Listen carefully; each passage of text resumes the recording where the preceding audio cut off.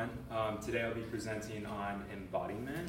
Embodiment, put simply, is the fact that cognition is not limited to the brain, but instead it extends into the entire body, the entire nervous system. This is something that I've been thinking about for a couple years now.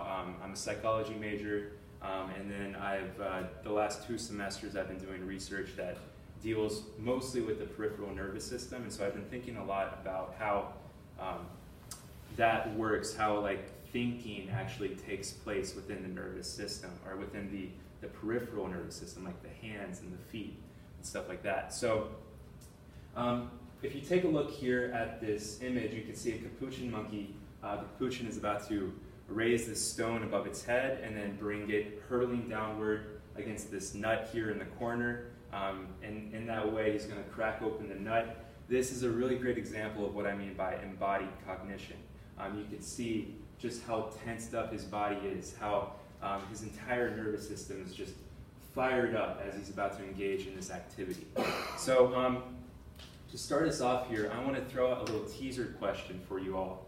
The question is, if you had to guess, what would you say that the primary function of the brain is? Anyone want to venture a guess? Well, I'm going to go ahead and say that it's movement, and this is a little bit simplistic, but it's not all that simplistic, and I'll get into why. But first, a really great example of what I'm trying to get across here is the example of the sea squirt. So a sea squirt is this little creature that swims around in the ocean.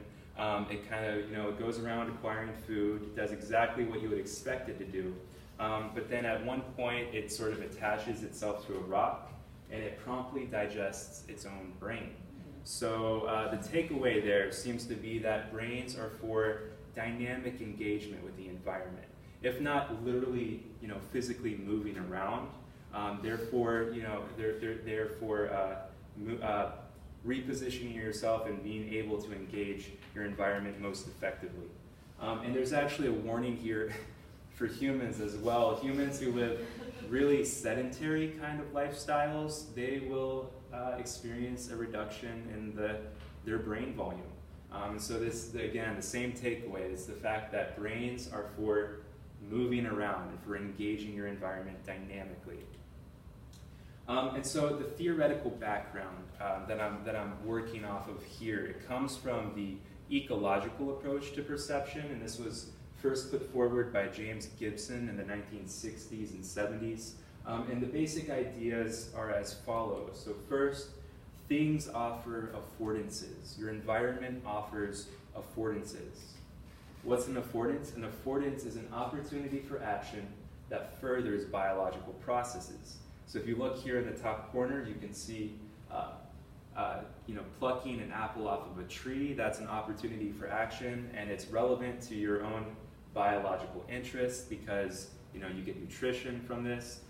What could qualify as an affordance? The range is basically, it's almost unlimited. It depends on each and every individual species and what's relevant to their own needs.